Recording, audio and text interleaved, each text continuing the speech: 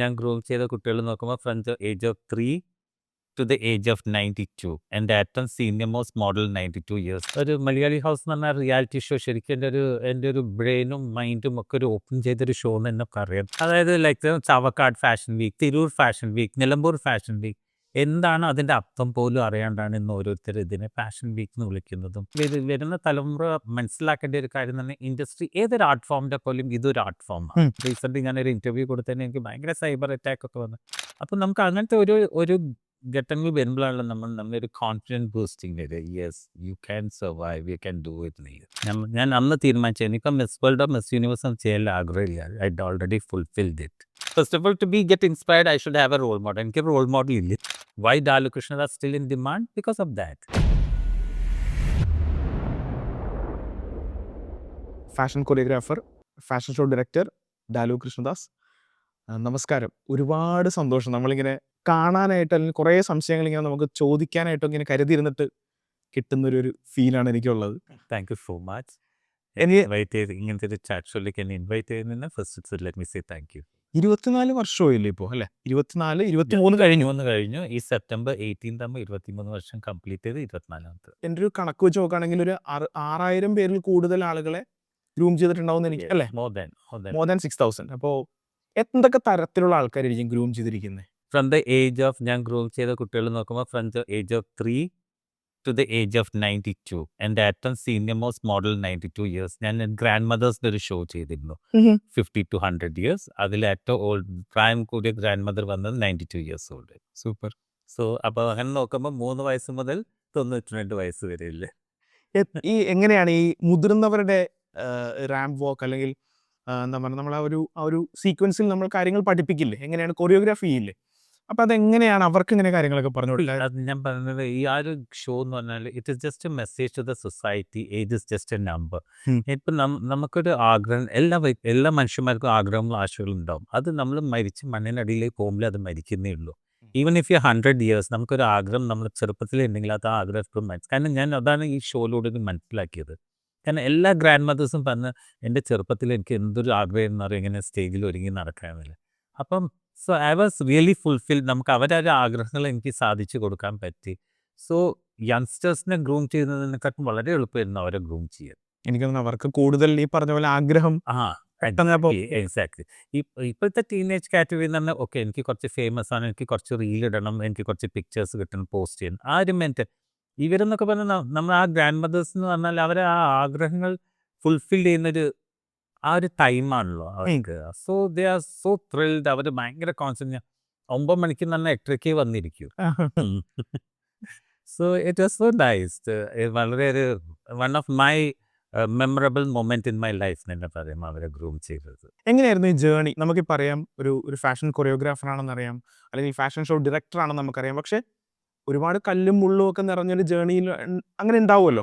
അപ്പോൾ ആ ജേണി എന്ന് പറഞ്ഞാൽ എനിക്ക് ചെറുപ്പത്തിൽ ഫാഷൻ ഡിസൈനിങ് പഠിക്കാൻ ഭയങ്കര താല്പര്യമായിരുന്നു. അപ്പോൾ അന്നൊക്കെ നല്ലൊരു നമുക്കൊരു ഫാഷൻ ഡിസൈനിങ് എന്നൊരു തുന്നക്കട തുടങ്ങുക, ആ ഒരു കോൺസെപ്റ്റ് ആയിരുന്നു. അപ്പം നമ്മളെ ഫാമിലിയിൽ നിന്നൊക്കെ പറഞ്ഞാൽ ഞാൻ അച്ഛനോട് ഒരാളെന്ന് പറയുമ്പോൾ തീർച്ചയായും നീ എന്താ തുന്നക്കട തുടങ്ങാൻ പോകുന്നു.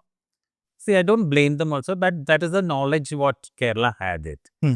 അപ്പം അങ്ങനെ ഞാൻ പിന്നെ +2 വരെ ഞാൻ ഊട്ടി പഠിച്ചു. ഊട്ടിയിൽ നിന്ന് കഴിഞ്ഞ് വന്നപ്പം പിന്നെ വാട്ട് ടു ഡു, അങ്ങനെ ഹോട്ടൽ മാനേജ്മെൻറ്റ് ചെയ്ത്. Since my dad is a hotelier, so എനിക്ക് തോന്നി അതൊരു ഹോട്ടൽ മാനേജ്മെൻറ്റ്. കാരണം അതൊരു വഴിത്തിരിവായിരുന്നു എനിക്കത്. കാരണം ഞാൻ തിരഞ്ഞെടുക്കാൻ തന്നെയാണ്. കാരണം കേരളത്തിൽ അന്ന് നമുക്ക് ഓപ്പർച്യൂണിറ്റീസ് ഇല്ല. പക്ഷെ ബാംഗ്ലൂരിലൊക്കെ അങ്ങനെ വെച്ചാൽ there are morning classes, evening class ആ സമയത്തെ. സോ അങ്ങനെ ഞാൻ നോക്കിയപ്പോഴാണ് like IIFT has A evening classes and morning classes. അപ്പം നമുക്ക് ഏത് വേണമെങ്കിലും ഓപ്ഷൻ എടുക്കാം. അപ്പം ഞാൻ ഹോട്ടൽ മാനേജ്മെൻറ്റ് കഴിഞ്ഞ് ഞാൻ ബാംഗ്ലൂരിൽ വർക്ക് ചെയ്യാൻ ചെന്ന സമയത്താണ് I am doing my fashion design.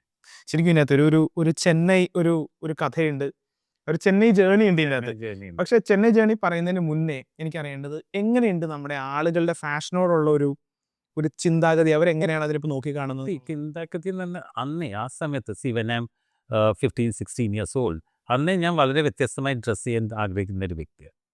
അപ്പോൾ ആ സമയത്തൊക്കെ എന്ന് പറഞ്ഞാൽ നമുക്കൊരു സിൽക്ക് ഷർട്ട്സ് എന്ന് പറയുന്നത് വെറും ഒരു ക്രീമും വൈറ്റും മെറൂൺ കളേഴ്സ് മാത്രമേ ഉണ്ടായിരുന്ന ഒരു കാലമാണ്.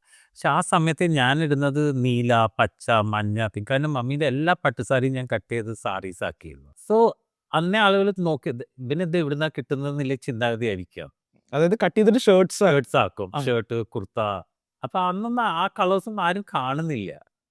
അപ്പൊ അത് ലൈനിങ് വെച്ച് അങ്ങനെയൊക്കെ അന്നേ ഇതിനോടൊരു ക്രേസ് തന്നല്ലേ. I use to love colours. പിന്നെ ഇവിടെ കേരളത്തിലേക്ക് വന്നു. ഞാൻ ചെന്നൈയിലായിരുന്നു സെറ്റിൽ ചെയ്തിരുന്നത്. ചെന്നൈയിൽ നിന്ന് ഇവിടെ ഒരു മലയാളി ഹൗസ് എന്ന് പറഞ്ഞൊരു റിയാലിറ്റി ഷോൻ്റെ ഭാഗമായതും അങ്ങനെയാണ് ഞാൻ ആക്ച്വലി കേരളത്തിൽ വരാറുണ്ട്. ഞാൻ വന്ന് ഷോ ചെയ്ത് തിരിച്ചു പോകും. കാരണം ചെന്നൈ ആയിരുന്നു എൻ്റെ ബേസ്. അതിനുശേഷമാണ് ആക്ച്വലി ഞാൻ ഇങ്ങോട്ട് ഷിഫ്റ്റ് ചെയ്ത സമയത്ത് തന്നെ ലൈക്ക് പീപ്പിൾ യൂസ് ടു എന്താ ഫാഷൻ എന്ന് പോലും അറിയാത്തൊരു സമയമാണ് ഇവിടെ.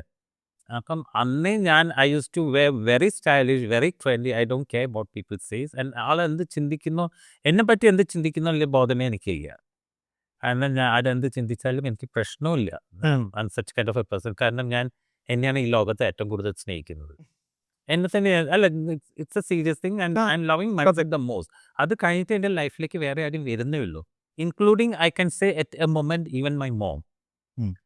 അപ്പം ഞാൻ ഭയങ്കര സെൽഫ് ലവ് പേഴ്സണാണ്. അതുകൊണ്ട് എന്താണെന്ന് അറിയാം, ആർക്കും എന്നെ ഹേർട്ട് ചെയ്യാൻ പറ്റില്ല. ഇതുവരെ ആരും ഹേർട്ട് ചെയ്തില്ല, ആർക്കും ഹേർട്ട് ചെയ്യാൻ പറ്റില്ല. കാരണം നമ്മൾ ഒരിക്കലും നമ്മളെ വേദനിപ്പിക്കാൻ സമ്മതിക്കില്ലല്ലോ. സോ ഞാൻ ആ ഒരു കോൺസെപ്റ്റ് ചിന്ത ചെയ്യുന്ന വ്യക്തിയാണ്.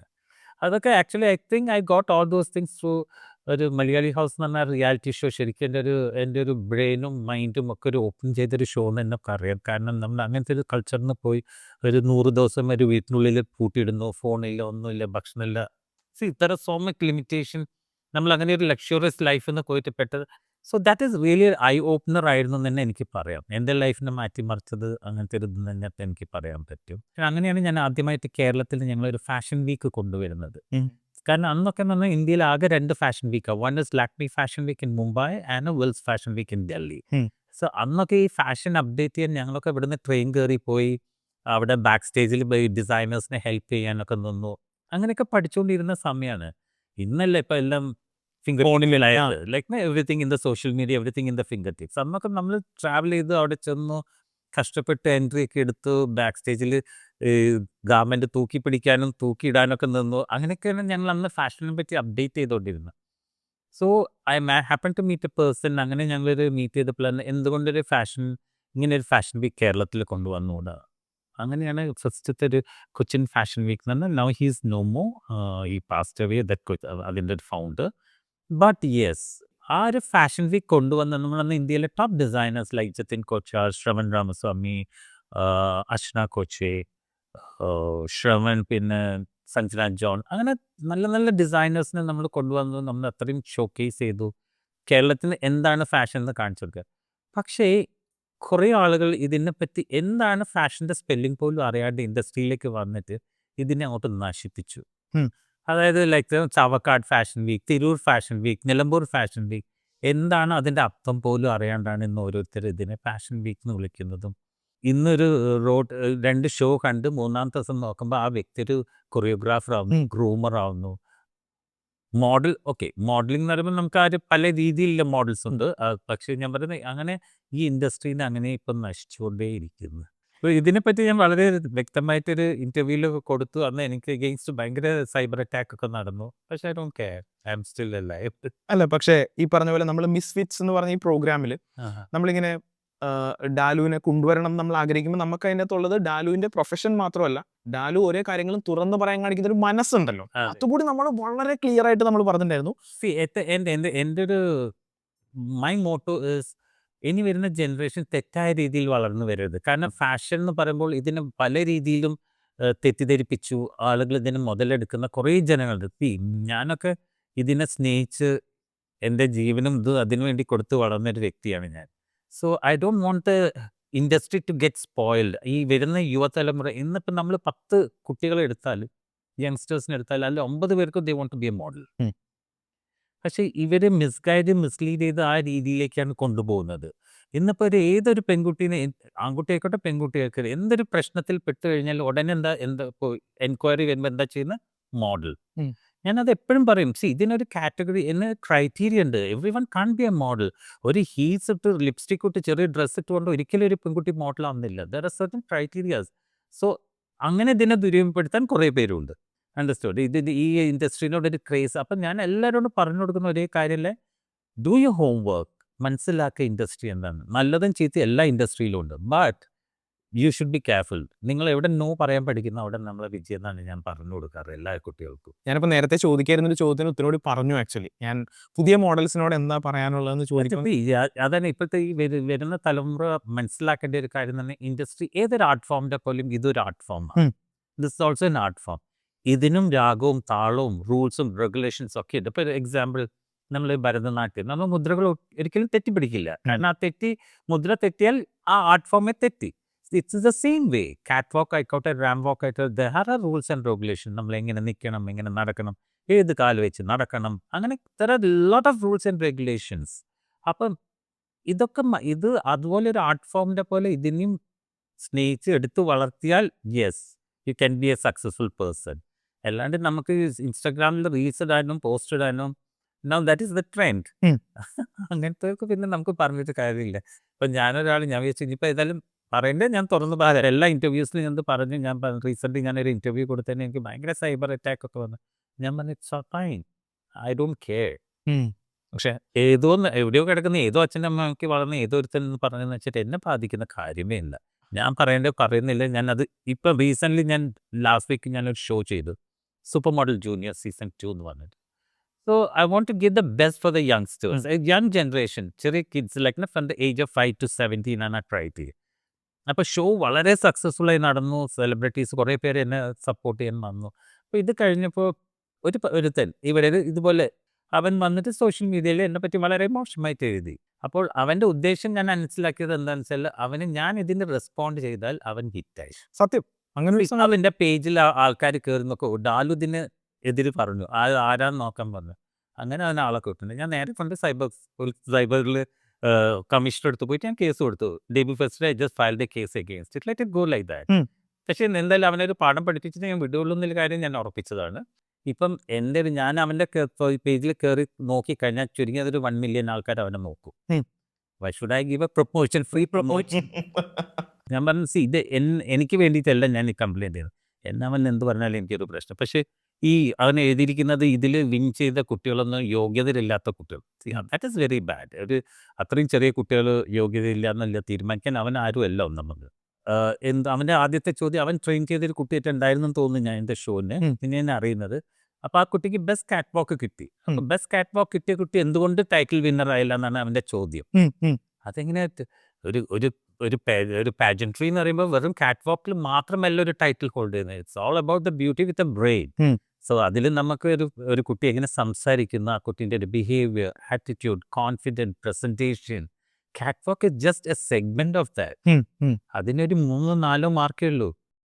ആൻസർ ഡെലിവറി, Q&A ഡെലിവറി, ഇതൊക്കെ കിടക്കുമ്പോൾ ഒന്നായിട്ടാണ്. പക്ഷെ അതാണ് ഞാൻ പറയുന്നത്, ഇത്രയും വിവരവും ഇതിനെപ്പറ്റി അറിയാണ്ടാണ് ഇവർ വന്ന് സംസാരിക്കുന്നത്.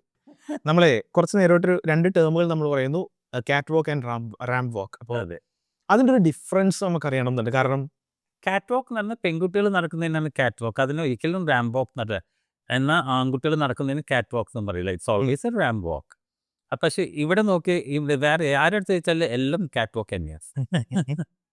അതേ പറഞ്ഞാൽ അതിൻ്റെ ഡിഫറൻസിയേഷൻ പോലും അറിയാണ്ടാണ് ഇവിടെ ഓരോരുത്തരും മോഡലിംഗ് കമ്പനി എന്ന് പറഞ്ഞ് നടക്കുന്നത്. And actually there is nothing called modelling company എന്ന് പറഞ്ഞ ടേം ഇല്ല fashion industry. It is modelling agency. അപ്പോൾ ഒരു ഏജൻസിൻ്റെ ഡ്യൂട്ടി എന്താണെന്ന് വെച്ചാൽ when you hire a model, it's agencies duty. നമ്മൾ അവർക്ക് വർക്ക് കൊടുക്കണം. ഇത്ര വർക്ക് മന്ത്ലി, ഇത്ര ഷൂട്ട്സ്, ഇത്ര റാം ഷോ, ഇത്ര പേയ്മെൻ്റ് ആയിരിക്കണം അവർ കളക്ട് ചെയ്യുന്നത്. ഇവിടെ അങ്ങനെയല്ല. ആദ്യം അവരുടെ അടുത്ത് നിന്ന് പൈസ വാങ്ങും, കുട്ടികളുടെ അടുത്ത് നിന്ന് ഇങ്ങോട്ട് പൈസ വാങ്ങി, പിന്നെ വർക്കും ഇല്ല. എന്തെങ്കിലും ചോദിച്ചാൽ അവരെ ഡിഫൈൻ ചെയ്യാം. എന്തായാലും നമുക്ക് ഇത്രയും കാര്യങ്ങൾ പറഞ്ഞ സ്ഥിതിക്കാം, നമുക്ക് പഴയ ആ ഒരു ഡാലു കൃഷ്ണദാസിലേക്ക് പോകണം. ചെന്നൈ വരെ ഒന്ന് പോയിട്ട് നമുക്ക് തിരിച്ചു വരാമെന്ന് തോന്നുന്നു. അപ്പോൾ വീട് വിട്ട് അല്ലെങ്കിൽ വീട്ടിൽ നിന്ന് മാറി ചെന്നൈയിൽ പോയ ആ ഒരു ഓർമ്മയിലേക്ക് നമുക്കൊന്ന് കടന്ന് ആ ഒരു കഥയിലേക്ക് ഒന്ന് വന്നാൽ കൊള്ളാം എന്ന് തോന്നുന്നു. That journey is really tough, very tough journey ആയിരുന്നു. കാരണം ചെന്നൈ എന്ന് പറഞ്ഞ നഗരത്തിൽ ഞാൻ ഇറങ്ങി ചെല്ലുമ്പോൾ എനിക്ക് ആരും അറിയില്ല, എവിടെ നിന്ന് തുടങ്ങണം, എങ്ങനെ തുടങ്ങണം ഒരു ഇതിൽ മാത്രമേ ഞാൻ പോയത്, അവിടെ സിറ്റിയിൽ ഇറങ്ങുന്നത്. ഓഫ് കോഴ്സ് അച്ഛനമ്മമാർ നല്ല പഠിപ്പിച്ചു, അവർ സർട്ടിഫിക്കറ്റ്സ് ഉണ്ട്. പക്ഷേ എൻ്റെ എയിം ഫാഷൻ തന്നെയായിരുന്നു. എവിടുന്ന് അന്നൊക്കെ ലക്നൗ, ബാംഗ്ലൂർ പോകുന്നതിനെക്കാട്ട് ചെന്നൈ, കാരണം ഞാൻ ഹോട്ടൽ മാനേജ്മെൻറ്റ് ചെന്നൈ പഠിച്ചതുകൊണ്ട് അറ്റ്ലീസ്റ്റ് കുറച്ച് സിറ്റി അറിയാം. പിന്നെ എന്തെങ്കിലും ഒരു ജോബ് തീർച്ചയായിട്ടും കിട്ടുന്നില്ല ഇതിലായിരുന്നു. അങ്ങനെ അവിടുന്ന് ആ ജേർണി സ്റ്റാർട്ട് ചെയ്തു. ദൈവം സഹായിച്ച് ഫസ്റ്റ് എനിക്കൊരു കോൾ സെൻറ്ററിലാണ് ഞാൻ ആദ്യമായിട്ട് വർക്ക് ചെയ്യുന്നത്. അപ്പോൾ അതന്നെ ഭയങ്കര ഒരു അതിശയമായ കാര്യമാണ്. കാരണം ചെന്നൈയിലെത്തി 4ാമത്തെ ദിവസം, മൂന്നാമത്തെ ദിവസം ഞാനൊരു ഇൻ്റർവ്യൂ അറ്റൻഡ് ചെയ്യുമ്പോൾ അന്ന് അവിടെ 500 പേര്, ആദ്യത്തെ കോൾ സെൻറ്റർ, സൗത്ത് ഇന്ത്യയിലെ ആദ്യത്തെ കോൾ സെൻറ്റർ AVP ഗ്രൂപ്പിൻ്റെയാണ്. അപ്പോൾ ഞാൻ അറ്റൻഡ് ചെയ്യുമ്പോൾ 500 പേര് നിൽക്കുന്നത്. Anyway it's God, but still give A try എന്നുള്ള രീതിയിൽ. അപ്പോൾ 500-ന്ന് 200-ലേക്കായി, 200-ന്ന് 100-ലേക്കായി, 100-ന്ന് 50-ലേക്കായി, 50-ന്ന് 20-ലേക്കുമായി, 25-ലേക്കായി. 12 പേരെ ആവശ്യമുള്ളൂ. അങ്ങനെ ഫൈനൽ റിസൾട്ട് വന്നപ്പോൾ ടോപ്പ് 12 ഞാനുണ്ട്. അപ്പോൾ നമുക്ക് അങ്ങനത്തെ ഒരു ഘട്ടങ്ങൾ വരുമ്പോഴാണല്ലോ നമ്മളൊരു കോൺഫിഡൻസ് ബൂസ്റ്റിംഗ് വരിക. Yes, you can survive, you can do it നീ. അവിടുന്ന് തുടങ്ങിയൊരു യാത്ര. കോൾ സെൻറ്ററിൽ നിന്ന് ഞാൻ കോളിംഗ് ഏജൻറ്റായിട്ട് സ്റ്റാർട്ട് ചെയ്യുന്നു. പക്ഷേ ഞാൻ ആ സെൻറ്റർ വിടുമ്പോൾ ഞാൻ അവിടുത്തെ അസിസ്റ്റൻറ്റ് മാനേജറായിട്ടാണ് റിസൈൻ ചെയ്യുന്നത് ജോബ്. ഇതിനകത്തേക്ക് I got really hit in the fashion industry. അതാണ് അതിന്റെ ഇടയിലൊരു ഒരു ഒരു ഒരു ഫാഷൻ ഇൻഡസ്ട്രിയിലേക്കുള്ള ഒരു വരവുണ്ട്. അതെ. ഞാൻ അപ്പോൾ കേരളത്തിൽ ആർക്കും അറിയില്ല, എൻ്റെ വീട്ടുകാർക്ക് പോലും അറിയില്ല ഞാൻ എവിടെയാണ് എന്താ ചെയ്യുന്നതെന്ന് പോലും. എനിക്ക് തോന്നുന്നു കുടുംബത്തിലൊന്നും ആർക്കും അറിയില്ല. ചെന്നൈയിലാണെന്നറിയാം, പക്ഷേ വോട്ടായാം പോവാം എന്ന് ആർക്കും അറിയില്ലായിരുന്നു. അങ്ങനെ ഞാൻ ബാംഗ്ലൂരിൽ ഈ ഫാഷൻ ഡിസൈനിങ് പഠിക്കുമ്പോൾ അവിടെ എൻ്റെ ഒരു ജൂനിയറായിട്ട് വർക്ക് ചെയ്തു. പിന്നെ ഞാൻ താമസിക്കുന്ന റൂമിൻ്റെ ജസ്റ്റ് ഓപ്പോസിറ്റ് ടീ ഷോപ്പുണ്ട്. ഒരു ദിവസം ടീ ഷോപ്പിൽ നിന്ന് ഞാൻ ടീ കുടിക്കുന്ന സമയത്ത് ഈ പയ്യൻ വന്നിട്ട് ഡാലു അല്ലേ എന്ന് വെച്ചാൽ എന്തെയും അത് കിഷൻ അങ്ങനെ പഠിച്ചു കണ്ടിട്ടുണ്ട്, എനിക്ക് അത്ര ഓർമ്മ കിട്ടുന്നുണ്ട്. അപ്പം പറഞ്ഞു ഞാൻ ഇങ്ങനെ ഒരു ഷോ ചെയ്യുന്നുണ്ട്, Chennai Fashionova, where Chennai fashion for 1900 to 2000, how the Chennai and 2000 to 2050 and present Chennai and how future Chennai would be. അങ്ങനെ കോൺസെപ്റ്റ് എന്നാണ്. അങ്ങനെ ഫൈൻ, ലെറ്റ് സീ. അപ്പം ഹെൽപ്പ് ചെയ്യാൻ പറ്റും. So that time I was working. അപ്പോൾ വർക്ക് ചെയ്യുമ്പോൾ എങ്ങനെയാണെന്ന് വെച്ചാൽ like I have night shifts കഴിഞ്ഞാൽ രാവിലെ ഞാൻ ഒരു 7-7:30 എത്തിക്കഴിഞ്ഞാൽ I sleep four 1 hour 1.5 hour.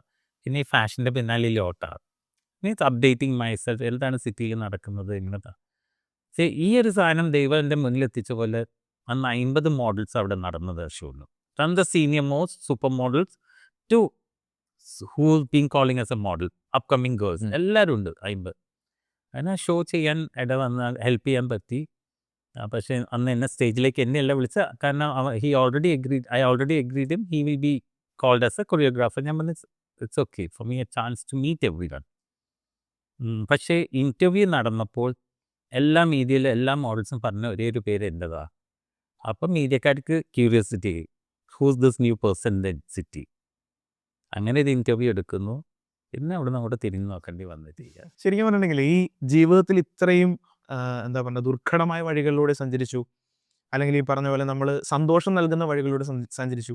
എപ്പോഴും മനസ്സിൽ കൊണ്ടുനടക്കുന്ന ഒരു മന്ത്ര പോലത്തെ എന്തെങ്കിലും കാര്യങ്ങളുണ്ടാവും? അതായത് ഐ ആം ദ ബെസ്റ്റ് എന്ന് രാവിലെ ഞാൻ കണ്ണാടിയിൽ നോക്കി ഞാൻ പറയുന്നത്, Dalu you are the best, you are ruling me, that's it, that's my mantra. നമ്മളിപ്പോൾ ഫാഷൻ ഷോകളിലേക്ക് വന്ന കാര്യം പറഞ്ഞല്ലോ, നമ്മൾ കൊറിയോഗ്രാഫർ, ഡയറക്ടർ, ആ ഒരു കാര്യങ്ങൾ അത് കുറച്ച് കഴിഞ്ഞിട്ട് ചോദിക്കാൻ തോന്നുന്നു. എനിക്ക് തോന്നുന്നത് ഏറ്റവും ചാലഞ്ചിങ് എന്ന് പറഞ്ഞേക്കാൾ കൂടുതൽ ഇത് ഞാൻ ചെയ്തെടുക്കും അങ്ങനെ കരുതിയൊരു വർക്ക്, അങ്ങനെ കരുതിയൊരു ഷോ ഉണ്ടായിട്ടുണ്ടോ? തീർച്ചയായിട്ടും. അങ്ങനെ ഒരു ഷോ എന്നല്ല, എനിക്ക് 4-5 ഷോ ഉണ്ട് അങ്ങനത്തെ തന്നെ. ഒന്ന് ഈ ഗ്രാൻഡ് മദറിൻ്റെ പറഞ്ഞ, പിന്നെ എനിക്ക് മിസ് കേരള സ്പെഷ്യൽ കിഡ്സിന് വേണ്ടിയിട്ട് ഈ ഞാൻ പറഞ്ഞ പോലെ അതും ഒരു ലക്നോ എനിക്കൊരു ചാലഞ്ചിങ് ആയിരുന്നു. ഞാൻ മനസ്സിലാക്കിയെടുത്താൽ നമ്മളാ സ്പെഷ്യൽ, അവരല്ല. They are god gifted children, ദൈവത്തിൻ്റെ കുട്ടികളാണ് അവർ, നമ്മളാണ് സ്പെഷ്യലാക്കി. ചില നിമിഷങ്ങളിൽ ഞാൻ ചൊന്നു എനിക്കാണ് എന്തോ സൂക്കേട്.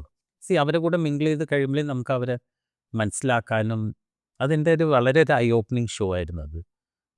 24 പെൺകുട്ടികൾ, എത്രയോ ഓഡിഷൻ നടന്ന് 24 പെൺകുട്ടികൾ 18 വയസ്സിന് മുതൽ 24 വയസ്സിൻ്റെ ഇടയിൽ. പക്ഷെ 18 വയസ്സെന്ന് പറഞ്ഞാലും അവർ ആ ഒരു പെരുമാറ്റമൊക്കെ ഒരു 7 വയസ്സ് 8 വയസ്സായ കുട്ടികൾ, അങ്ങനത്തെ ഒരു ഇത്. ആ ഒരു ഷോ ശരിക്കും എൻ്റെ ഒരു ഞാൻ അന്ന് തീരുമാനിച്ചു, എനിക്കിപ്പം മിസ് വേൾഡോ മിസ് യൂണിവേഴ്സും ചെയ്യാൻ ആഗ്രഹമില്ല, ഐ ഓൾറെഡി ഫുൾഫിൽഡ് ഇറ്റ്. പിന്നെ ഞാൻ എൻ്റെ വേറെ ഒരു ഷോ എന്ന് പറയുന്നത് I done A show for the tribals. Fashion ലോകം, ഫാഷൻ എന്താണെന്ന് പോലും അറിയാണ്ട്, അവർ സ്വപ്നത്തിൽ പോലും ചിന്തിച്ചിട്ട് പോലും ഇല്ലാത്തൊരു ലോകത്തേക്ക് ഞാൻ അവരുടെ കൈപിടിച്ച് കൊണ്ടുവന്നു. ഞാൻ ഈക്കോ വോഗ് എന്ന് പറഞ്ഞിട്ടൊരു ഷോ വയനാട്ടിൽ വെച്ച് ചെയ്തു.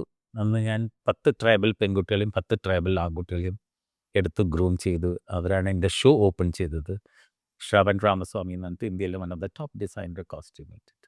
സോ ഇതൊക്കെ എപ്പോഴും ലൈക്ക് നമ്മുടെ ജീവിതത്തിൽ കിട്ടിയല്ലേ ഏറ്റവും വലിയ യെസ് മലയാളത്തിൽ ഇപ്പോൾ തകർത്ത് നിൽക്കുന്ന, അല്ലെങ്കിൽ മലയാളത്തിൽ ഒരുപാട് നാളുകളായിട്ട് ഇൻഡസ്ട്രിയിലുള്ള ഒരുപാട് സിനിമാ താരങ്ങളെ റാമ്പിൽ ഗ്രൂം ചെയ്തിട്ടുണ്ട്, അല്ലെങ്കിൽ ഫാഷൻ ഇൻഡസ്ട്രിയിൽ ഗ്രൂം ചെയ്തിട്ടുള്ള ഒരാളാണ് ഡാലു.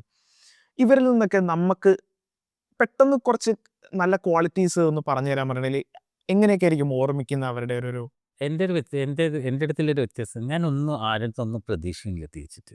ഞാൻ ഒന്ന് ഗ്രൂം ചെയ്ത് കഴിഞ്ഞാൽ നാളെ എന്നെ നോക്കി ഹലോ പറയണമെന്ന് പോലും ഇല്ല, ഞാനത് എക്സ്പെക്റ്റും ചെയ്യുന്നില്ല. ഇനിയിപ്പോൾ അവർ അതുകൊണ്ട് എന്താണെന്നറിയാം, ഞാൻ പറഞ്ഞില്ല, ഞാൻ എന്നെ തന്നെ സ്നേഹിക്കുന്നതിനെ കൊണ്ട് അതെനിക്കൊരു പ്രശ്നമേ അല്ല. നാളെ അവരെന്നെ നോക്കിയിട്ട് ഹലോ പറഞ്ഞില്ലെങ്കിൽ അതൊക്കെ നഷ്ടം, എനിക്കൊരിക്കലും നഷ്ടമില്ല. നാളെ ഒരാളെ ഞാൻ ഗ്രൂം ചെയ്യണമെങ്കിൽ നാളെ അങ്ങനത്തെ 100 ആളെ ഞാൻ ഇനിയും കൊണ്ടുവരും. പക്ഷേ ദൈവം സഹായിച്ച് ഇതുവരേക്കും ഞാൻ പറഞ്ഞ് എൻ്റെ കയ്യിൽ നിന്ന് പോയ എല്ലാ കുട്ടികളും ഇപ്പോഴും വളരെ സ്നേഹത്തോടുകൂടി എൻ്റെ ഒരു കോള് വന്നാൽ അവരെടുത്ത്, എൻ്റെ ഒരു പേഴ്സണൽ എന്താ ആവശ്യമുണ്ടെങ്കിൽ അവർ വന്ന് എന്നെ എപ്പോഴും സപ്പോർട്ട് ചെയ്യുന്നുണ്ട്. 2008 ഞാൻ മിസ് കേരളയിലാണ് ആദ്യമായിട്ട് റീമേനെ കാണുന്ന, Reema Kallingal, Amala Paul, Noorin Shereef, Priya Warrier, Durga Krishna, Aishwarya Lakshmi, Neha Saxena. It's like lot of them, lot of them. എന്തായിരിക്കും ഈ ഇപ്പോൾ ഡാലു കൃഷ്ണദാസ് എന്ന് പറഞ്ഞൊരു മനുഷ്യനെ നമ്മൾ നോക്കിയിട്ടുണ്ടെങ്കിൽ, താങ്കൾ എപ്പോഴും പുറത്ത്, അതായത് എൻ്റെ ഒരു മോട്ടോ, എൻ്റെ ലൈഫിൻ്റെ ഒരു പ്രിൻസിപ്പിൾ ഇതാണെന്ന് പറഞ്ഞിട്ട് കരുതുന്നൊരു കാര്യം തരും. എനിക്ക് ഒരുപാട് ചിന്തിക്കുന്ന ഒരാൾ കൂടിയാണെന്ന് എനിക്ക് പലപ്പോഴും സംസാരിക്കുന്ന കേൾക്കുമ്പോൾ തോന്നിയിട്ടുണ്ട്. അപ്പോൾ എൻ്റെ ഒരു രീതി ഇതാണ്, അല്ലെങ്കിൽ ഞാൻ ഇങ്ങനെയാണ് എന്ന് അങ്ങനത്തെ ഒരു മോട്ടോ ലൈഫിൽ ഉണ്ടാവില്ല, എന്തായിരിക്കും അത്? എപ്പോഴും ലൈക്ക് ഐ എം ഓൾവേസ് എന്ത് പ്രശ്നം വന്നാലും ഞാൻ അത് ചിരിച്ചിട്ടേ നേരിടുള്ളൂ. ഞാൻ റിവെഞ്ച് കൊടുക്കുകയാണെങ്കിൽ പോലും അത് വളരെ ചിരിച്ചും കൊണ്ടായിരിക്കും എൻ്റെ അടുത്ത്. ഫസ്റ്റ് ഓഫ് ഓൾ അങ്ങനെ ഒരു ഇത് എടുക്കുന്നൊരു വ്യക്തിയല്ല. I am very cool, very chill. ലൈഫിലൊരു മോട്ടോ എന്ന് പറഞ്ഞാൽ ഞാൻ always I never try to hurt myself. ഞാൻ എപ്പോഴും ഭയങ്കര ഹാപ്പി ആയിട്ടിരിക്കുന്ന ഒരു വ്യക്തിയാണ്. എപ്പോഴും എന്നെ എപ്പോഴും എന്തൊരു ഇതിലും നോക്കും, എന്നെ എപ്പോഴും ചിരിച്ച മുഖത്തെ കാണുള്ളൂ. പക്ഷെ ഞാൻ എടുത്തിരിക്കുന്ന ഒരു വീഴ്ച ഞാൻ വീണ്ടും അതേ വീഴ്ച വീഴില്ല. I'll see that I'll never fall in the same way. Might be വേറെ രീതിയിലായിരിക്കാം വീഴുന്നത്. അതും ഒരു എക്സ്പീരിയൻസ് ആയിട്ട് ഞാൻ എടുത്തുള്ളൂ. കാരണം ഇതൊക്കെ കുറേ ആളുകളായിട്ട് തന്നെ ഇവിടെ വരുത്തി വെച്ചിരിക്കുന്ന ഒരു ഇതാണ് ഫാഷൻ ഇൻഡസ്ട്രി എന്ന് പറയുമ്പോൾ. It's all about sex, drugs and drain. ആര് ഇതിലേക്ക് വരുന്നത് ഒരിക്കലല്ല. ഇപ്പം എൻ്റെ കൂടെ വർക്ക് ചെയ്യുന്ന എല്ലാ കുട്ടികളും നല്ല നല്ല ഫാമിലിയിൽ നിന്ന് വരുന്ന, വെൽ എഡ്യൂക്കേറ്റഡ്, അവർക്ക് നോ പറയേണ്ട ഇടത്തിൽ വലിയ നോ തന്നെ പറയാൻ അറിയാവുന്ന കുട്ടികളായിരിക്കും. പിന്നെ ഇങ്ങനെ കുറച്ച് ഉള്ളുവെന്നൊക്കെ വന്നു, എങ്ങനെയെങ്കിലും ഒന്ന് ഫെയിം ആവണം, എങ്ങനെയെങ്കിലും എൻ്റെ ഒരു ഫോട്ടോ ഒരു പേപ്പറിൽ വരണം, ഒരു ടി വിയിൽ വരണം, അങ്ങനെയൊക്കെ വരുന്ന ആഗ്രഹിച്ച് വരുന്ന ആൾക്കാർക്ക് അവർക്ക് പിന്നെ like they don't have the guts to say no. അങ്ങനത്തെ ആളുകളെ ഇവിടെ നല്ലോണം മിസ്യൂസ് ചെയ്ത് അവരെ കാര്യങ്ങൾ പ്രശ്നമാക്കും. ഏറ്റവും സ്വാധീനിച്ച മനുഷ്യനാരൊക്കെ ആയിരിക്കും, വ്യക്തികൾ എന്നുള്ള നിലയ്ക്ക്? I don't have a role model. എൻ്റെ റോൾ മോഡൽ ഞാൻ തന്നെയാണ്. എനിക്കൊരു ഗോഡ് ഫാദർ ഇല്ല, എൻ്റെ ഗോഡ് ഫാദർ ഞാൻ തന്നെയാണ്. എൻ്റെ ഓരോ അനുഭവങ്ങളും ഓരോ വീഴ്ചകളാണ് എൻ്റെ എക്സ്പീരിയൻസും എൻ്റെ ഗോഡ് ഫാദറും. തിരിച്ച് നമ്മൾ ഫാഷൻ ഷോയിലേക്ക് വരികയാണെങ്കിൽ, നമ്മൾ ഫാഷൻ കൊറിയോഗ്രാഫർ എന്ന് പറഞ്ഞൊരു റോളും നമ്മൾ കണ്ടിട്ടുണ്ട്, അതിൻ്റെ ഫാഷൻ ഡയറക്ടർ എന്ന് പറഞ്ഞൊരു റോളും നമ്മൾ കണ്ടിട്ടുണ്ട്. പക്ഷേ പലർക്കും അതിൻ്റെ ഒരു ഡെഫിനിഷൻ അറിയില്ല എന്ന് തോന്നുന്നു. അപ്പോൾ നമ്മളിങ്ങനെ ഒരു എക്സ്പേർട്ടിനെ കിട്ടുമ്പോഴേക്കും ആളുകൾ പ്രതീക്ഷിക്കുന്ന ചോദ്യങ്ങൾ 1-2 ഇതും കൂടിയൊക്കെയാണ്. അതുകൊണ്ട് ഞാൻ ചോദിക്കുകയാണ്, എന്താണ് ഫാഷൻ കൊറിയോഗ്രാഫർ ചെയ്യുന്നത്, എന്താണ് കൊറിയോഗ്രാഫർ എന്ന് പറയുമ്പോൾ? ഒരു കൊറിയോഗ്രാഫറിന് അറിഞ്ഞിരിക്കേണ്ട ഒരു ബേസിക് കാര്യങ്ങൾ എന്ന് പറഞ്ഞാൽ ഒരു നല്ല കളർ സെൻസ് ഉണ്ടായിരിക്കണം. റിയലി ആ കളർ റീലിനെ പറ്റി നല്ല അറിവുണ്ടായിരിക്കണം. ഏത് കളറിൻ്റെ കൂടെ കോംപ്ലിമെൻറ്റ് ചെയ്ത് പോകും, ഏത് കളറിൻ്റെ കൂടെ പോവില്ല, അതിനെക്കൊണ്ട് ആ കളർ റീൽ നന്നായി നമുക്ക് അറിഞ്ഞിരിക്കുക. അത് ബേസിക് ഫാഷൻ ഒരു ഗാർമെൻറ്റ്സിനെ പറ്റിയുള്ള നോളജ് വേണം, ഒരു ബേസിക് മേക്കപ്പ് നോളജ് വേണം, ഹെയർ സ്റ്റൈലിംഗ് നോളജ് വേണം. കാരണം എന്താ വെച്ചാൽ ചില ഗാർമെൻറ്റ്സ് വരുമ്പോൾ നമുക്ക് ലൈറ്റ്സ് കൊടുക്കുന്നത്, ചില ലൈറ്റ്സ് റിഫ്ലക്റ്റ് ചെയ്യും, ഗാർമെൻ്റ് ആ ഒരു ഡീറ്റെയിലിംഗ് മനസ്സിലാവില്ല. സോ അതിനെപ്പറ്റി നല്ല നോളജ് വേണം, മ്യൂസിക്കിനെ പറ്റി നല്ല നോളജ് വേണം. സോ ഇതെല്ലാം, കാരണം ഒരു ഡിസൈനർ എന്ന് പറയുമ്പോൾ, ഇപ്പം ഞാൻ ഫാഷൻ ഡിസൈനിങ് കഴിഞ്ഞുകൊണ്ട് ഞാനൊരു ഗാർമെൻറ്റ് ചെയ്യുമ്പോൾ അതെൻ്റെ ഒരു ആർട്ടാണ് ഞാൻ അവിടെ പ്രസൻറ്റ് ചെയ്യാൻ പോകുന്നത്. അപ്പോൾ ആ ആർട്ടിനെ പ്രസൻറ്റ് ചെയ്യണമെങ്കിൽ വേറൊരു ആർട്ട് അറിയുന്ന ഒരാൾക്ക് അത് പ്രസൻറ്റ് ചെയ്യാൻ പറ്റുള്ളൂ. എല്ലാത്തവർക്കും എന്താ അതൊരു കഷ്ണം തുണി, അതെങ്ങനെയെങ്കിലും പറയും. So basically, a good choreographer should always have knowledge in all these things. Then only he can be called as a choreographer. And the show director, the person who puts all these things together in the right way, in the right time. That person is called as a show director. 501 show ചെയ്തപ്പോഴാണ് ഞാൻ എന്നെ choreographer, 1000 shows ആയപ്പോഴാണ് ഞാൻ എന്നെ show director എന്ന് വിളിക്കുന്നത്. Still ഞാൻ എന്നെ ഇൻ്റർനാഷണൽ കൊറിയോഗ്രാഫർ ഞാൻ എവിടെയും പറയാറില്ല, വിളിക്കാറില്ല. കാരണം എൻ്റെ ഇതിൽ, according to the fashion industry, at least ഒരു 100 ഇന്റർനാഷണൽ ഡിസൈനേഴ്സിൻ്റെ ഒരു കോസ്റ്റ് ഷോ നമ്മൾ ചെയ്ത് കഴിഞ്ഞാൽ നമ്മളൊരു ഇന്റർനാഷണൽ ഡിസൈനർ ആവുള്ളൂ. Otherwise I should be born and brought up over there. So here I would always love to address as a show director. ഞാൻ എപ്പോഴും പറയുന്ന choreographer, groomer and show director. I'm a grooming expert. ഇപ്പോൾ ഒരുപാട് പേര് ഇൻഡസ്ട്രിയിലേക്ക് വരുന്നുണ്ടല്ലോ. Models അല്ല, മോഡൽസിനെ നമുക്ക് മാറ്റി വെച്ചിട്ടുണ്ടെങ്കിൽ ഇപ്പോൾ ഷോ ഡയറക്ടേഴ്സായിട്ട് കൊറിയോഗ്രാഫറായിട്ടൊക്കെ വരുന്നുണ്ടല്ലോ. അപ്പോൾ ഇതിനകത്ത് ഭയങ്കരമായിട്ട് ആഗ്രഹമുള്ള, ഇപ്പം നേരത്തെ പറഞ്ഞ റീല് അല്ലെങ്കിൽ ഫെയിം അത് വിട്ടേക്ക്, അങ്ങനെയുള്ള ആഗ്രഹമുള്ളവരോട് എന്താണ് പെട്ടെന്ന് പറയാനായിട്ട് തോന്നുന്നത്? എല്ലാവർക്കും വരാം. ഇത് ആർക്കും വരാൻ പറ്റാത്ത ഇൻഡസ്ട്രി എന്നല്ല ഞാൻ പറയുന്നത്. നമ്മൾ ഏതൊരു ആർട്ട് ഫോം പഠിക്കുന്നത് പോലെ ഇതിനെ ഒരു ബേസിക് മുതൽ പഠിച്ചിട്ട് മനസ്സിലാക്കിയിട്ട് ഇൻഡസ്ട്രിയിലേക്ക് വരാം. ഇപ്പോൾ ഇവിടെ എന്താ നടക്കുന്നത് വെച്ചാൽ, ഇപ്പം ഫിലിപ്പൈൻസ് ഇവിടെയൊക്കെ നടക്കുന്ന കൊറിയോഗ്രാഫേഴ്സ് കാണിക്കുന്നു, അവരൊക്കെ ഒരു വടി പിടിച്ച് നടക്കുന്നു, ഞങ്ങളൊരു വടി പിടിച്ച് പഠിപ്പിക്കുന്നു. സോ അത് എന്തിനാണ് പിടിക്കുന്നതെന്ന് വെച്ചാൽ അവർക്ക് പറയാൻ അറിയണം. സോ അതാണ്. അപ്പം ഇതിന് തിയററ്റിക്കൽ നോട്ട്സ് ഉണ്ട് ആക്ച്വലി. അപ്പം അത് തിയററ്റിക്കൽ തന്നെ പഠിച്ച് മനസ്സിലാക്കിയിട്ട് ഇതിൻ്റെ അകത്ത് ഞാൻ പറഞ്ഞില്ല. ഇപ്പം നാളെ എന്നോട് ചോദിച്ചോളൂ, കാറ്റ് വാക്ക് കിട്ടിയ വ്യക്തി എന്തുകൊണ്ട് വിന്നർ ആയില്ല എന്നുള്ള ചോദ്യം. അത് തന്നെ മനസ്സിലാക്കാം ആ വ്യക്തിക്ക് ഇൻഡസ്ട്രീനെ പറ്റിയിട്ട് ഒന്നും അറിയില്ല എന്നുള്ളത്. അപ്പോൾ ഇതിനെപ്പറ്റി കറക്റ്റായിട്ട് മനസ്സിലാക്കി റിസർച്ച് ചെയ്ത് പഠിച്ച് വരിക ഇൻഡസ്ട്രിയിലേക്ക്. ദയവ് ചെയ്ത് ഇൻഡസ്ട്രിയെ നശിപ്പിക്കാണ്ടിരിക്കുക. മോഡൽസിൽ തന്നെ പല പല കാറ്റഗറി ഉണ്ടല്ലോ. അപ്പോൾ ഇപ്പം നമ്മളും സാധാരണക്കാർക്ക് പലപ്പോഴും അറിയണം എന്നില്ല. ആ കാറ്റഗറി എന്തൊക്കെയാണ്? നമ്മളിപ്പോൾ ഒരു മോഡൽ എന്ന് പറഞ്ഞാൽ ഇന്ത്യയിൽ നമ്മൾ മെയിൻലി ലൈക്ക് ഇന്ത്യൻ കാറ്റഗറിയിൽ we compare to identity 3. One is a runway model, അതായത് റാമ്പിൽ നടക്കുന്നത്. സോ അവിടെ റാമ്പിൽ എന്ന് പറയുമ്പോൾ there is an height criteria. Why the height criteria ഞാൻ ഉണ്ടാക്കിയതല്ലത്. ഞാൻ എപ്പോഴും എല്ലാ ഇൻ്റർവ്യൂവിലും പറഞ്ഞത് ഇത് ഡാലു കൃഷ്ണദാസ് ഉണ്ടാക്കിയ റോളല്ല, ഇത് യൂണിവേഴ്സൽ റൂൾ. കാരണം ഒരു ഡിസൈനർ ഗാർമെൻറ്റ് ഡിസൈൻ ചെയ്യുമ്പോൾ എപ്പോഴും മാനിക്വിൻ മെഷർമെൻറ്റിലാണ് ഡിസൈൻ ചെയ്യുക. That is the universal measurement. അപ്പോൾ ഞാനിപ്പോൾ ഒരു കോസ്റ്റ്യൂം ഡിസൈൻ ചെയ്യും. ഇപ്പോൾ ഒരു മെയിൽ മോഡലാണെങ്കിൽ ലൈക്ക് 5'9" ആൻഡ് അബവ്, ഒരു ഫീമെയിൽ മോഡലാണെങ്കിൽ 5'6" and above. That is the runway models height rate. പക്ഷെ അത് ഇപ്പോൾ നമ്മൾ എടുക്കുന്ന സമയത്ത് ഒരു 5'10" to 6 feet ആൻഡ് അബവ് ചോദിക്കുക. കാരണം ഒരു ഗാർമെൻറ്റ് നമ്മൾ ആ മാനിക്വിൻ മെഷർമെൻറ്റിൽ ഇട്ടാൽ 5'5" ഒരു പയ്യന് കൊടുത്താൽ എത്രമാത്രം ആ ഗാർമെൻറ്റ് കട്ട് ചെയ്ത് കളയേണ്ടി വരും?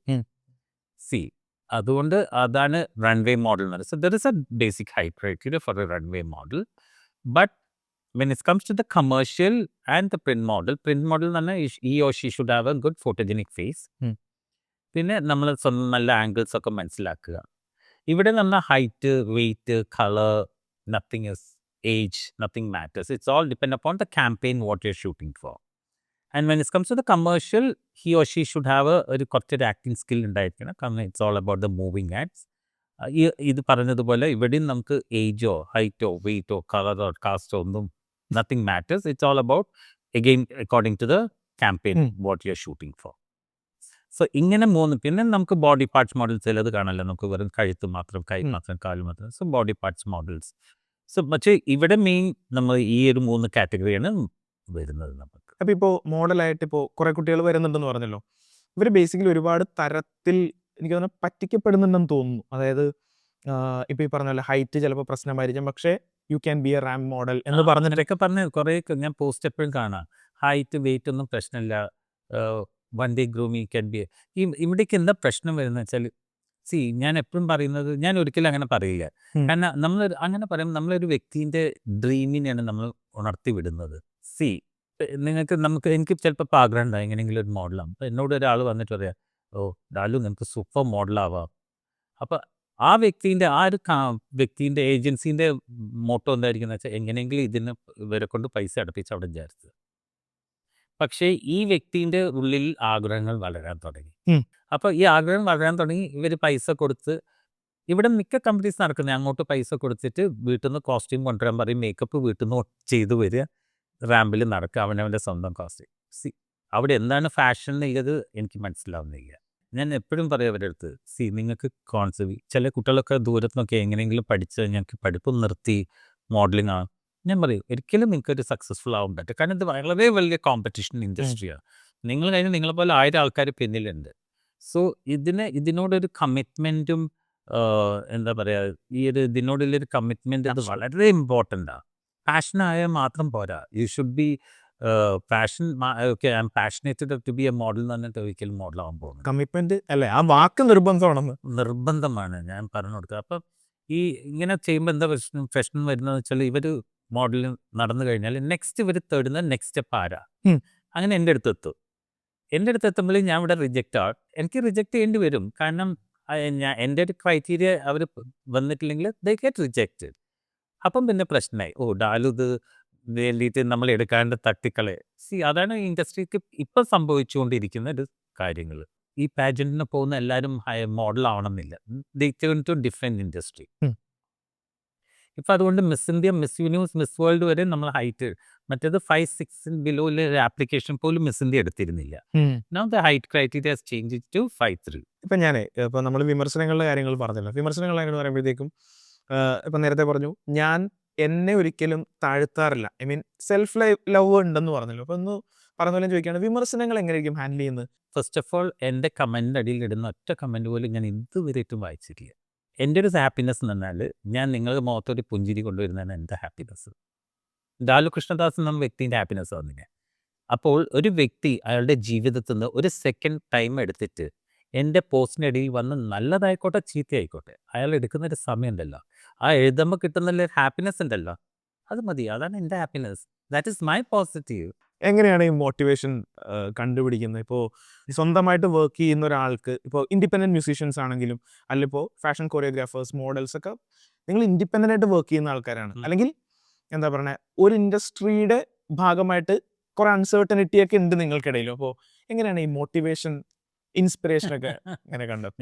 എനിക്ക് തോന്നുന്നു ഞാൻ തന്നെ ഇൻസ്പയർഡാ. First of all to be get inspired I should have a role model. എനിക്ക് റോൾ മോഡൽ ഇല്ല. And yes, my mom is my really very motivate person. ഇപ്പത്തിൻ്റെ ഒരു സപ്പോർട്ടാണ് എപ്പോഴും എനിക്ക് വലിയ.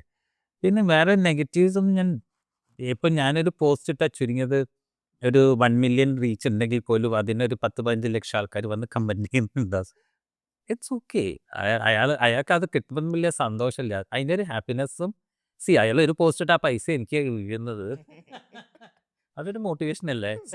സൂപ്പർ. അപ്പോൾ എന്തായാലും നമ്മൾ വളരെ തുറന്നു കുറേ കാര്യങ്ങൾ സംസാരിച്ചതിൻ്റെ കൂടെ തന്നെ നമ്മൾ ഈ ഒരു സംസാരത്തിൻ്റെ അവസാന ഭാഗത്തിലേക്ക് കടക്കുമ്പോഴേക്കും എനിക്ക് ചോദിക്കാനുള്ളത്, പുതിയതായിട്ട് മോഡലാവാനായിട്ട് കൊതിക്കുന്ന അല്ലെങ്കിൽ മോഡലിംഗ് ഇൻഡസ്ട്രിയിലേക്ക് വരാനായിട്ട് ആഗ്രഹിക്കുന്ന കുട്ടികളോട് ഒരു ജേർണി, അല്ലെങ്കിൽ അവർക്ക് എങ്ങനെയാണ് ഒരു വഴി കാട്ടിക്കൊടുക്കുക എന്ന് പറഞ്ഞാൽ എങ്ങനെയായിരിക്കും പറയുക? ഞാനത് പറഞ്ഞ ഇപ്പം എല്ലാം ഫിംഗർ ടിപ്സിലുണ്ട്. നിങ്ങൾ ഞാൻ എല്ലാ യങ്സ്റ്റേഴ്സിൻ്റെ അടുത്ത് പറയുന്ന ഒരു കാര്യം, ആദ്യം നിങ്ങൾ ഇൻഡസ്ട്രീനെ പറ്റി മനസ്സിലാക്കുക. എന്താണ് ഇൻഡസ്ട്രി എന്നൊക്കെ.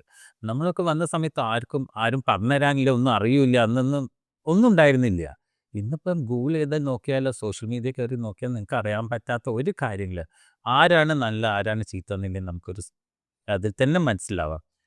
എപ്പോഴും ഞാൻ പറയുന്ന കറക്റ്റായ കൈകൾ ചെന്ന് വീഴുക, കറക്റ്റായ രീതികൾ തേടി പിടിക്കുക. ഷോർട്ട് കട്ടിൽ പോയാൽ അത് ഷോർട്ട് കട്ട് തന്നെ ഉണ്ടാവുള്ളൂ. ഒരു ദിവസം അത് വലിയൊരു കുഴിയിലേക്കായിരിക്കും ചെന്ന് വീഴുന്നത്. അത് ഞാൻ കണ്ട അനുഭവവും കേട്ട അനുഭവവും അറിഞ്ഞിരിക്കുന്നതും അങ്ങനെ തന്നെയാണ്. ഈ ഷോർട്ട് കട്ട് കൂടെ എങ്ങനെയെങ്കിലും വലിയ സൂപ്പർ മോഡൽ ഹാർഡ് വർക്ക് ചെയ്യാണ്ട് ആർക്കും ഇവിടെ ദർ ഇസ് നത്തിങ്. ഇപ്പം ഞാൻ വിചാരിച്ചു, ഞാൻ എന്നും ഞാൻ പറയുന്നത്, എനിക്ക് ഓരോ ഷോ ചെയ്യുമ്പോഴും, ഇന്നിപ്പം നാളെ ഞാനൊരു ഷോ ചെയ്യണം, അതെൻ്റെ ആദ്യത്തെ ഷോ പോലെ ഞാൻ എടുക്കുന്നത്. എൻ്റെ ഫുൾ കോൺസെൻട്രേഷൻ, കമ്മിറ്റ്മെൻറ്റ് എല്ലാം അതിൻ്റെ മേലെയാണ്. എന്ത് ഡിഫറെൻ്റ് ആയിട്ട് ചെയ്യാം, എങ്ങനെ ചെയ്യാം, അങ്ങനത്തെ കാരണം അങ്ങനെയാണെങ്കിൽ മാത്രമേ നമുക്കും ഒരു you also look fresh, you also feel fresh. അല്ലാണ്ട് ഞാൻ ചെയ്യുന്ന സെയിം കൊറിയോഗ്രാഫി എല്ലാത്തിലും ചെയ്ത് കഴിഞ്ഞാൽ ആൾക്കാർക്കും ബോറടിക്കുക, ആൾക്കാർക്ക് എന്നെ വേണ്ടോ. Why Lalu Krishnadas still in demand? Because of that. Thank you so much. എന്തായാലും നമ്മൾ ഫാഷൻ ഇൻഡസ്ട്രിയെക്കുറിച്ച് കുറേ കാര്യങ്ങൾ അറിഞ്ഞു. ഇതിനേക്കാൾ കൂടുതൽ എനിക്ക് ഏറ്റവും കൂടുതൽ സന്തോഷമുള്ള കാര്യം എന്ന് വെച്ചിട്ടുണ്ടെങ്കിൽ, നമ്മൾ സംസാരിച്ചപ്പോൾ ഒരു ട്രൂ ഇമോഷൻ കിട്ടില്ലേ. നമ്മൾ ചില കാര്യങ്ങൾ പറഞ്ഞപ്പോഴേക്കും ഇപ്പോൾ ഇൻഡസ്ട്രിയെക്കുറിച്ച് നമ്മളെ സംശയങ്ങൾക്ക് അതീതമായിട്ട് കിട്ടിയ കുറേ ഇൻസൈറ്റ്ഫുൾ കുറേ കാര്യങ്ങളുണ്ട്. കുറേ നേരത്തേക്ക് ചിന്തിപ്പിക്കുന്ന കുറേ കാര്യങ്ങൾ കിട്ടി. അതിനകത്ത് ഒരുപാട് സന്തോഷം. Thank you so much. Thank you so much.